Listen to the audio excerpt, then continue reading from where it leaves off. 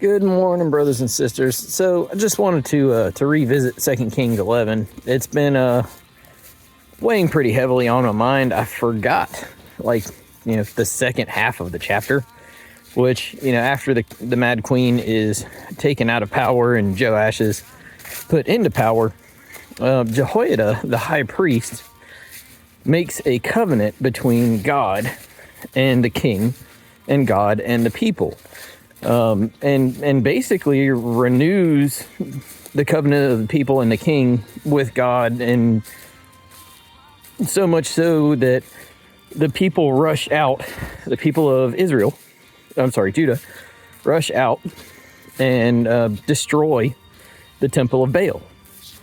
And it's, it's kind of crazy, ironic, if you will, not like rain on a wedding day ironic, but ironic nonetheless, that you forget about this stuff, because all too often we're good with God just ordering things and making things right in our lives, and we never want to put to death the things that are bad, right? Like we have the Queen Athaliah story, and debt's defeated by God, or bad things defeated by God, and that's great and all, but then afterwards the people are brought before God, and they humble themselves, and they remove their own stumbling blocks, right?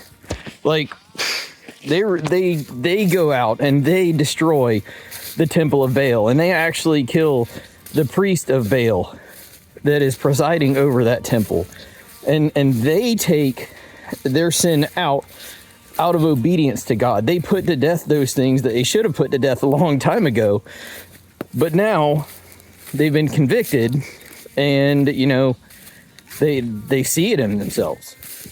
And how often are we blinded by the things in our lives, the stupid things in our lives, that we just, we're like, it's fine, I've got control over this, I'm good, I don't need help here, I don't need help there, it's fine. And we can even talk to ourselves and convince ourselves of all of these things that are happening, but then, we just get numb to the world, to all of it.